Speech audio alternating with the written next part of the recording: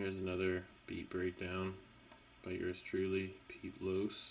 Today we have my beat Never, and I like this one.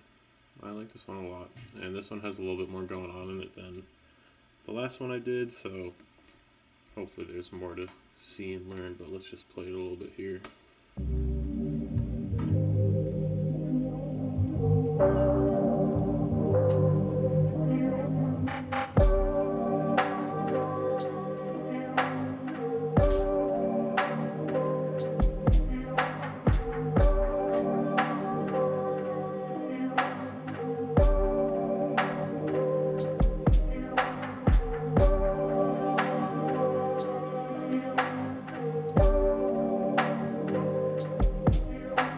Fast forward a little bit here. Got some new drums coming in, some layers on the sample. And then, yeah, a little bridge section. I gotta start playing from here.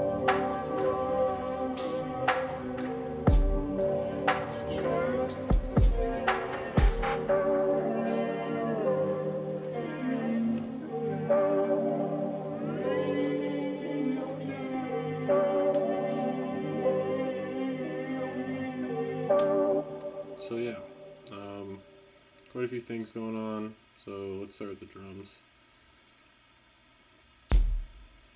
So just very open. Just hi-hats on the, what is that, like fourth note hi-hats. Got some nice, I really like putting dub delays on my snares. This one just has an echo. It gives me a dub delay feel though. Maybe I have it on this one. Yeah, here we go. This one here, nice little tape delay. And for some reason I decided to pan this stuff to the right. Usually I keep my snares down the middle, but I don't know. And then here I just had some snare rolls, and I think I just sped them up to get that kind of stutter.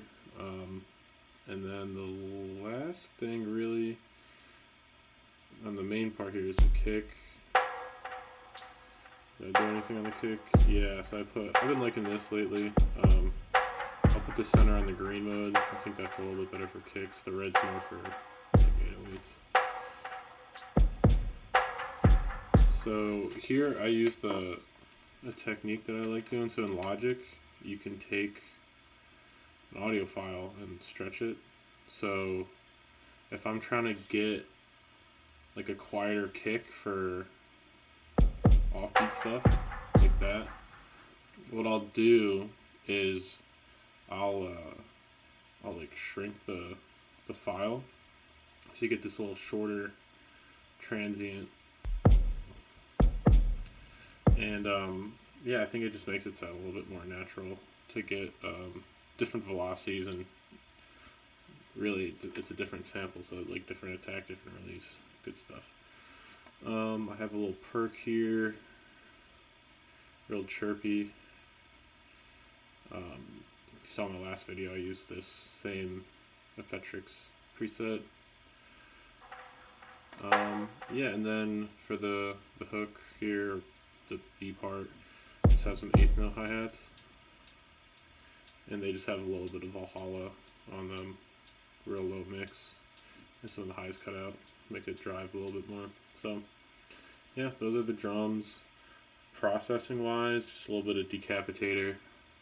I like to just put punish on, maybe do a little bit of tone shaping, and then pull down the mix, and then mess around with the style. But if you put punish on, and you're just putting on a mix that you don't really need to drive it all too much, I don't think. So I'll do it with and without.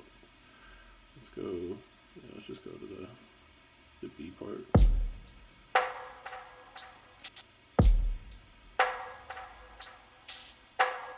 Now with just a little bit more bite, a little bit more punch, and turn on some of those highs. Slightest bit of reverb. Cutting the lows out. I probably would, if I was mixing this now, I'd probably turn this all the way back just so You don't get a lot of reverb on the lower frequency parts of your drums. But I don't know, play around with it. Probably won't make a huge difference. Then Big Al, this I don't really know what this falls into. I just like this like voltage seg. Mix it all the way up. It really just adds a little bit of fatness to it, so do that to taste. A little bit of drive. But yeah, those are my drums. I like to keep them simple. And then the drum bus is going into, it's being sent to just a reverb, a simple Valhalla. And then I guess we can include this in the drums here. I like to use this effect here. It's a alchemy preset I won't tell anyone about because it's super sick. But it just adds some cool effects, cool atmosphere. You can hear this in a lot of my beats. I just think it's fun. But yeah, drums and effects there. We can get into the music part of it now.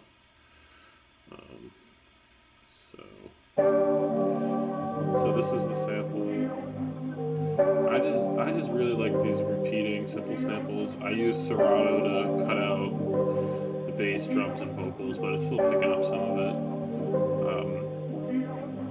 Slowed it down quite a bit. You know, we would have been at, what is that, 160. We're playing out 120, and then pitching it down. I basically always do that, but yeah, lately just finding one thing that can, you know, repeat, not get too annoying, and then finding stuff to kind of spice it up. So here's that vocal chop. And all we did for this was, you know, cut lows, boost highs, put on the chorus.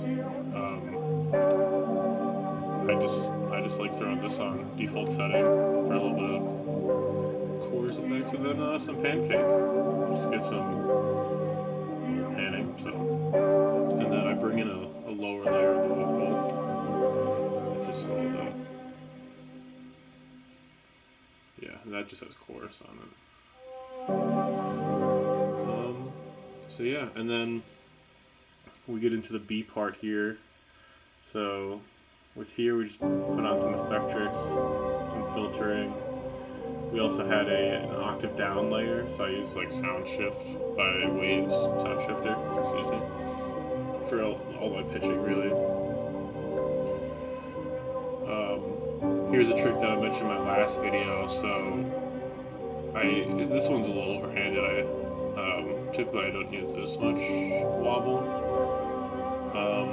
but you can really hear just like how much width this adds. I think it makes, it's a nice like chorusy width. I mean, that's essentially what it is, I think. But yeah, it makes it wider and just brings it up closer. So all around, pretty good stuff. We also have this thing here. What is this? I don't know.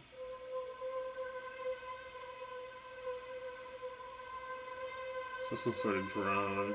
I just got a filter and a nice flanger on it. I love this flanger.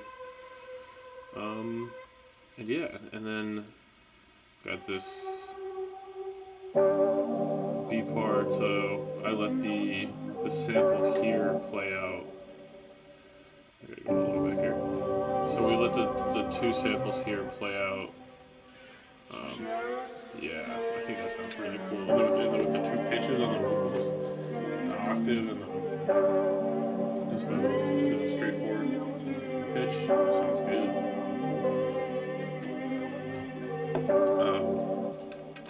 So yeah, pretty cool. And then lastly for the music, we have a lot of plugins here. So did I have any automation on this? Yeah, so we start with just a EQ cut going into it. Yeah, this intro just has some narrow RC20, turning that width down. But yeah, on the music sum, let's see what we have. Turn the drums back on. So yeah, here's that 1 or 2% stereo width trick. It's very subtle, but I think it's a nice little touch.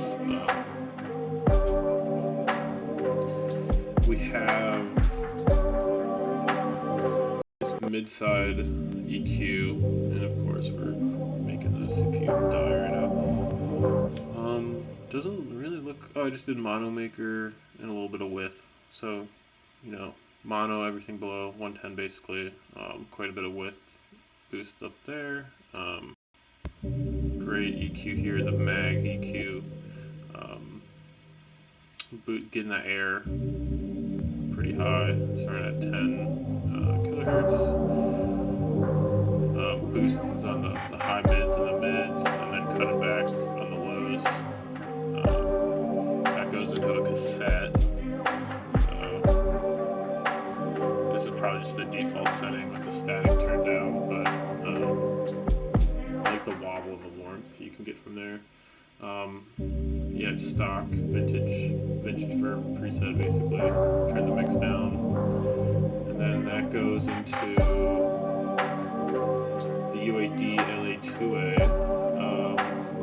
Get some slight compression here. I like this when you start adding like the different octaves and samples from the same song too. I feel like it kind of glues it all back together like it came from the song, or even it kind of can sound like you produced it yourself. Everything just sounds a little bit more natural in the pocket. That's my opinion though. And we'll just turn on the mix on it too. We got a little side chain from the kick. This is about kind of the settings I use. The stock Logic compressor. You kind of use the attack to find the good groove. I don't like to go at 0, but anywhere between like 5 and 20 milliseconds on the attack is good. And then, kind of a short release too. I just want like the main attack of the kick to punch through. And one thing that's took me a while to learn, I guess, was the stock compressor here for Logic. This auto button, it adapts to what release that you feed it. So just by turning it on, it doesn't just find good releases or however they go about it. It kind of creates it kind of plays off the release that you have. So say if I set it at 200, it might swing from 150 to 250, but if I'm at 50, I think I was at 50 when I started. If I was at like 50, then maybe it only goes 40 to 60. So something to keep in mind there. And then just a little EQ at the end.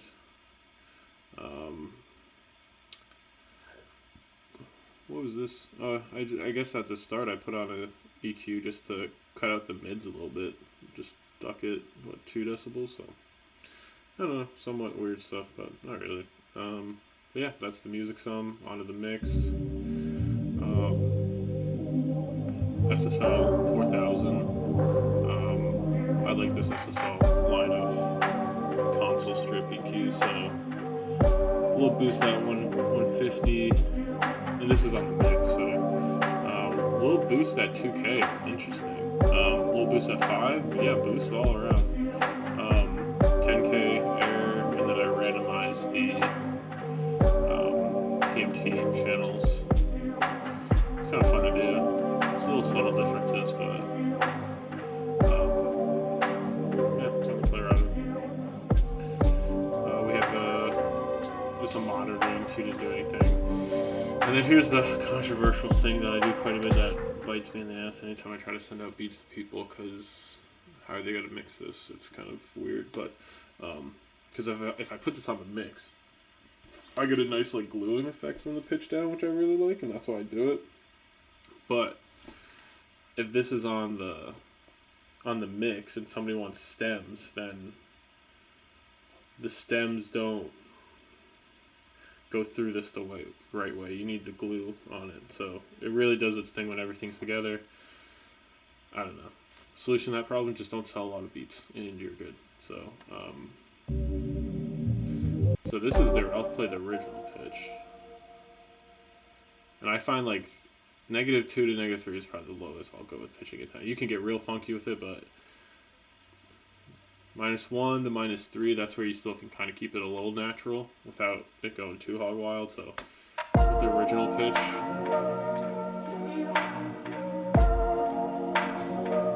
and I'll produce into this usually. Like once I kind of build the beat out to a certain point, I'm like, oh, let's, my ears are getting a little tired. Let's throw a pitch on it. Sometimes I just forget about it. So yeah, that's what you're probably a little bit more familiar with. But yeah, I do that a lot of my beats. So short mix bus. I mean, really, all these plugins should be on my mix bus, but whatever. So this is an adaptation of the Soothe preset I used for my last beat cookup. Just balance the Grammys, just nice full spectrum, soothing, it's good stuff. We got the Shadow Hills again. We're just kissing it, yeah, barely getting above 1. I think now I'd probably use a slightly quicker attack, but I don't know. But like 2 to 3 ratio on the discrete, just real light stuff. And then on the mag we got some good air, boosting all the highs really, keeping the lows the same. Here's that BX 2098 EQ that I really like to finish things off with. So add a little bit of width. Let's just turn this off and see. So what are we doing here? We are adding some 60, nice low end, cutting the super lows. Nice air boost again. I really like the sheen and glow settings. I don't know exactly what they do, but all you need to do is boost it like a decimal and it really adds some stuff for you. But yeah, didn't do anything to the mids. Just kept just adding some highs and lows. Yeah. Mono maker. I think I actually turned these off. Yeah. I don't know if I just did that one, but yeah, this is typically how to use it. So, and then yeah, God Particle. Like I said, I've been liking it for this mid reference. I do like to I think if somebody's using this for their beats, I mean, it is meant for like actual mixing with vocals, but I would used to try to push my mids all the way up into this green, but then I thought like, oh wait, like eventually, hopefully somebody raps on this, like that's where all that mid's really going to come from, and some of that high too, probably. So, I don't know. If you're like me and you're stupidly using this to help with beat production and mixing, then yeah, just keep that in mind with the mids. You might not ever want to, kiss the green box, because once you get vocals in there, that's you're gonna have to duck a lot of mids from the beat just to get those vocals to go. A little bit more heavy-handed with the amount this time, 130. Just by feeling. Did a little bit of limiting on this time actually. Yeah, I just like the space that this 130 kind of provided. So I don't know if I'd go much higher than this. Yeah, and then last but not least, good old true peak limiter. We're really just -14. That's what I like to shoot for if I'm if I don't want to make it super loud. If it goes above it, that's cool too. But yeah, I also really like how clean this saturator is here. I like going -1, -2 on here if it's a little bit too, muddy or low end. But sometimes I'll just turn off this whole section. Quick release, kind of like that out of my limiters. Detaching the channel link a little bit, because it is so wide, it is nice to have a little bit of different limiting at each side. Yeah, so that's Never. I made a few adjustments to my recording setup here, so I think this one's gonna come out a lot better in terms of audio wise. So yeah, let me know what you think again. I'll probably do these when I'm in, feeling a little burnt out on making beats. This will just be a good way to, I don't know, for me, one, just to see my process again and kind of talk through it, and also hopefully teach some people a few things. I know Logic isn't the most popular DAW out there, so I think it's cool for people to see who use it that, you don't have to buy Ableton. Will I buy Ableton at some point? I've tried to. Maybe I will. I just don't want to relearn it because I feel like I know Logic a lot. So, yeah. But, yeah, thanks for listening this far. If you got this far, hopefully this video is a little bit better. And, yeah, thank you so much. This is Pete Lewis, and have a good one. Thanks.